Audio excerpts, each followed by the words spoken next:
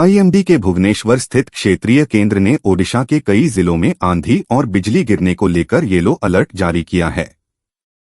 इस दौरान कई जिलों के कुछ स्थानों पर हल्की से मध्यम दर्जे की बारिश या गरज के साथ बौछारें पड़ने की भी आशंका है।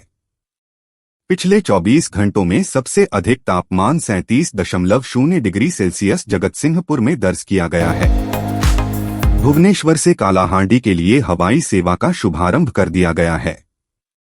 इससे काफी सहूलियत होगी। 12 घंटे का सफर अब सिर्फ 1 घंटे में तय कर लिया जाएगा। केंद्र सरकार की उड़ान योजना के तहत राजधानी भुवनेश्वर से कालाहांडी जिले के लिए हवाई सेवा शुरू हुई है। इसका संचालन उत्केला हवाई अड्डे से होगा। लोगों को इसका काफी लंबे समय से इंतजार था। नवीन पटनायक के निजी सचिव वीके पांडियन इस साल जुलाई से 147 विधानसभा क्षेत्रों का तूफानी दौरा कर रहे हैं और मुख्यमंत्री की ओर से लोगों की शिकायतें सुन रहे हैं।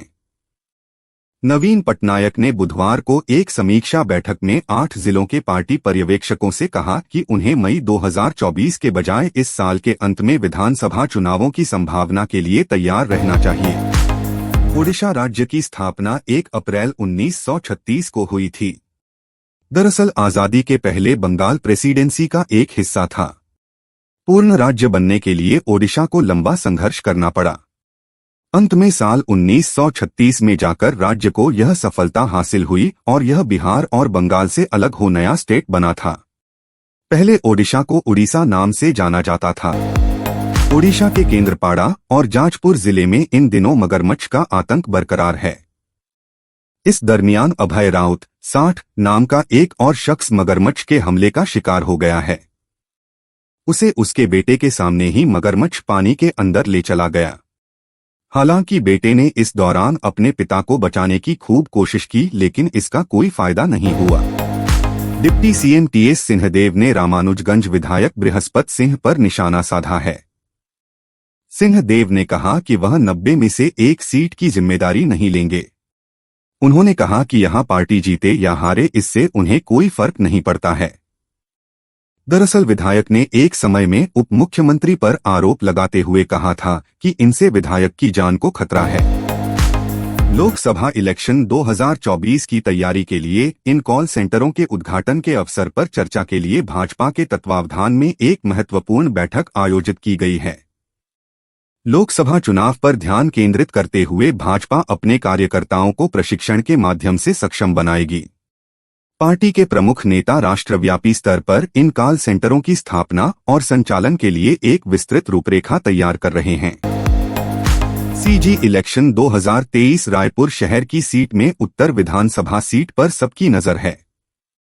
भाजपा यहां से पिछले 2 चुनाव से सिंधी समाज के श्रीचंद सुंदरानी को उम्मीदवार बना रही थी। इस बाद शदाणी दरबार के युधिष्ठिर महाराज के बेटे उदय शदाणी का नाम सामने आ रहा है। वहीं कांग्रेस से वर्तमान विधायक कुलदीप जुनेजा के साथ महापौर एजाज ढेबर की दावेदारी है। सीजी इलेक्शन 2023 70 दिनों के भीतर चौथी बार शुक्रवार को केंद्रीय गृहमंत्री अमित शाह 2 दिवसीय दौरे पर छत्तीसगढ़ आ रहे हैं। शाह अपने साथ कांग्रेस सरकार को घेरने के लिए बनाया गया आरोप पत्र लेकर आएंगे। पार्टी सूत्रों की माने तो आरोप पत्र को 3 भागों में बांटा गया है। इसमें कांग्रेस सरकार के भ्रष्टाचार, विफलता और वादा खिलाफी शामिल हैं। सुप्रीम कोर्ट ने शुक्रवार को बड़ा फैसला सुनाते हुए कहा कि अमान्य विवाह इनवैलिड मैरिजेस के बच्चों को माता पिता की संपत्ति में हिस्सा मिल सकता है। शीर्ष कोर्ट ने यह भी कहा कि अमान्य विवाह के बच्चे हिंदू कानून के तहत माता पिता की संपत्ति में अधिकार का दावा कर सकते हैं। हिंदू कानून के अनुसार अमान्य विवाह में पुरुष और महिला को पति और पत्नी का दर्जा नहीं मिलता। भारत के पहले सौर मिशन आदित्य L1 मिशन की तैयारी पूरी हो चुकी है। इसरो प्रमुख एस सोमनाथ ने बताया कि टीम ने 2 सितंबर को लॉन्चिंग की तैयारी और रिहर्सल पूरी कर ली है। अब लॉन्चिंग के लिए उल्टी गिनती शुरू हो गई है। हालांकि इसी बीच एक शीर्ष वैज्ञानिक ने कहा कि सौर भूकंपों का अध्ययन करने के लिए 24 घंटे के आधार पर सूर्य की निगरानी जरूरी है। वन नेशन वन इलेक्शन केंद्र सरकार ने पूर्व राष्ट्रपति रामनाथ कोविंद के नेतृत्व में एक देश एक चुनाव के लिए एक समिति का गठन किया है। यह खबर बाहर आने के बाद बीजेपी के राष्ट्रीय अध्यक्ष जेपी नड्डा ने पूर्व राष्ट्रपति रामनाथ कोविंद से उनके आवास पर जाकर मुलाकात की। खबर आने के बाद लोकसभा चुनाव समय से पहले होने की संभावना बढ़ गई है। Asian federation of advertising association AFAA की कार्यकारी समिति ने उद्योग के दिग्गज रमेश नारायण को मानद आजीवन सदस्य पुरस्कार ऑनोररी लाइफ मेंबर अवार्ड से सम्मानित करने का फैसला लिया है। एसोसिएशन के अध्यक्ष श्रीनिवासन स्वामी ने कहा कि यह पुरस्कार उनके 23 वर्षों तक निस्वार्थ और सच्चाई से किए गए कड़ी मेहनत की सराहना का एक छोटा सा प्रतीक है। बॉक्सिंग क्वीन मैरी कॉम में मणिपुर के कॉम समुदाय की सुरक्षा सुनिश्चित करने के लिए केंद्रीय गृह मंत्री अमित शाह अमित को पत्र लिखा है। पत्र में उन्होंने कहा कि कोम समुदाय मणिपुर की एक स्वदेशी जनजाति है जो अल्पसंख्यकों में सबसे छोटी जनजाति में से एक है, तो ऐसे में यह किसी भी ताकतवर समूह से लड़ने में सक्षम नहीं है। प्रवर्तन निदेशालय यानी ईडी का नाम सुनते ही अपराधी कांपने लगते हैं, लेकिन एक अपराधी ईडी का ही अधिकारी बनकर लोगों को ठगने लगा। एजेंसी ने खुद को ईडी और गृह मंत्रालय का अधिकारी बताकर लोगों को ठगने के आरोप में और धन शोधन निवारण अधिनियम की धाराओं के तहत शख्स को गिरफ्तार किया है। जांच एजेंसी ने बताया कि आरोपी की पहचान ओमवीर सिंह के रूप में हुई। महाराष्ट्र के मुंबई में हुई विपक्षी दलों के गठबंधन INDIA की बैठक में संयोजक को लेकर अभी भी कोई फैसला नहीं हो पाया।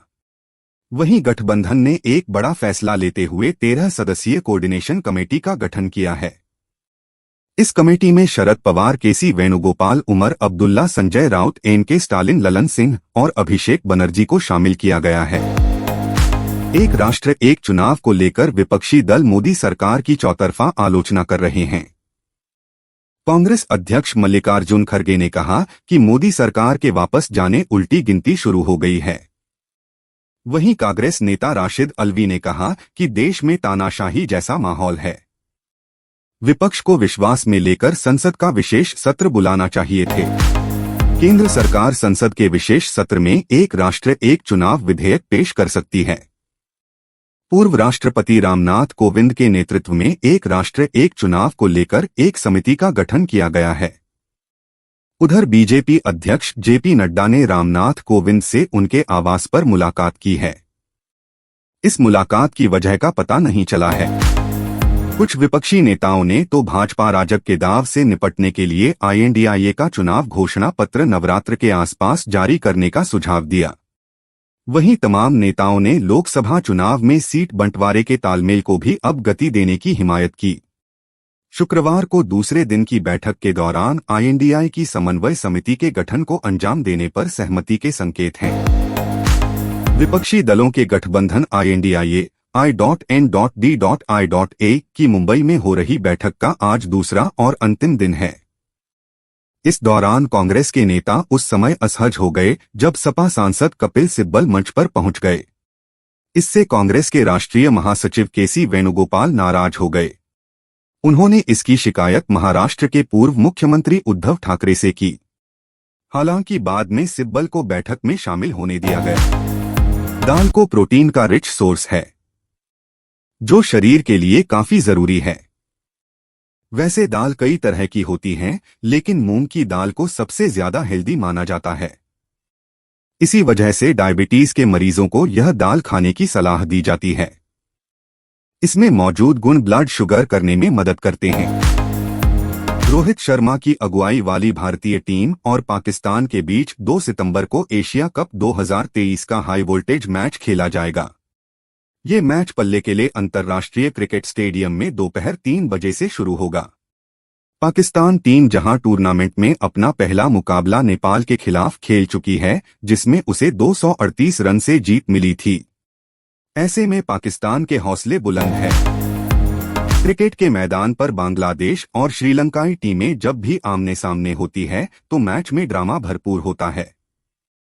फिर चाहे बात नागिन डांस की हो या फिर मैदान पर खिलाड़ियों के बीच आपसी लड़ाई की हो, दोनों टीमों के बीच मैच हमेशा की सुर्खियां बटोरता नजर आता है। ऐसी ही कुछ श्रीलंका और बांग्लादेश के बीच एशिया कप के दूसरे मैच में देखने को मिला। जब भी क्रिकेट के मैदान पर भारत और पाकिस्तान की टीमें आमने सामने होती है तो फैंस की खुशी का लेवल भी हाई रहता है। फैंस को भारत पाक के बीच 2 सितंबर को खेले जाने वाले एशिया कप के मैच का काफी इंतजार है। इस मैच में हर किसी की निगाहें टीम इंडिया बल्लेबाज विराट कोहली पर रहने वाली है। ऑनलाइन गेमिंग विज्ञापन को लेकर विधायक बच्चू कडू और उनके समर्थकों ने मुंबई में क्रिकेटर सचिन तेंदुलकर के घर के बाहर प्रदर्शन किया। प्रहार जनशक्ति पक्ष के विधायक बच्चू कडू महाराष्ट्र के मुख्यमंत्री एकनाथ शिंदे के नेतृत्व वाली शिवसेना का समर्थन करते हैं। प्रदर्शनकारियों का कहना है कि सचिन ऑनलाइन गेम का समर्थन कर रहे हैं जो युवाओं को बर्बाद कर सकता है। पाकिस्तान से आई सीमा हैदर खबरों में बनी हुई हैं। उनके कारनामे से लोग इतने इम्प्रेस हुए हैं कि किसी ने उन्हें राजनीतिक पार्टी में शामिल होने का ऑफर दिया तो किसी ने फिल्म बनानी ही शुरू कर दी। इस बीच सीमा हैदर के सलमान खान के शो बिग बॉस भी शामिल होने अटकलें लग रही है। जवान शाहरुख खान की फिल्म जवान जल्द ही सिनेमाघरों में दस्तक देगी। इस फिल्म में किंग खान की जोड़ी पहली बार नयनतारा संग बड़े पर्दे पर देखने को मिलेगी। बीते दिन जवान के ट्रेलर लॉन्च के लिए किंग खान दुबई पहुंचे थे, जहां पर उनके एक फैन ने बुर्ज खलीफा में किंग खान से मिलने के लिए पूरा रेस्टोरेंट बुक लिया था। जाह्नवी कपूर एक्टिंग के साथ साथ अपने लुक की वजह से भी जानी जाती हैं। हाल ही में एक्ट्रेस ने अपने सोशल मीडिया हैंडल पर कुछ तस्वीरें पोस्ट की हैं। इन तस्वीरों में अभिनेत्री बिना ब्लाउज के साड़ी पहने दिखाई दे रही हैं। उनके इस लुक को देखकर फैंस घायल हो गए हैं। सोशल मीडिया कोई उनकी तारीफ करते हुए नजर आ रहा है। मलयालम टीवी और फिल्म एक्ट्रेसेस पी नायर को बीते गुरुवार को उनके तिरुवनंतपुरम के कर्मना स्थित घर में अनकॉन्शियस पाया गया, जिसके बाद उन्हें तुरंत अस्पताल ले जाया गया, जहां डॉक्टर्स ने 31 साल की एक्ट्रेस को मृत घोषित कर दिया। फिलहाल अप्राकृतिक डेथ के कारण कर्मना पुलिस ने मामला दर्ज किया है और वह उनकी मौत के कारण का पता लगा रही है। साउथ सुपरस्टार्स और सामंथा रुथ प्रभु की जोड़ी 4 साल बाद खुशी के साथ पर्दे पर लौटी है। शिवा निर्वाणा के निर्देशन में बनी ये फिल्म आज सिनेमाघरों में रिलीज हो चुकी है। सामंथा और विजय की जोड़ी ने दर्शकों के दिलों में जगह बनाई या फिर इस फिल्म को देखकर दर्शक डिप्रेस हुए।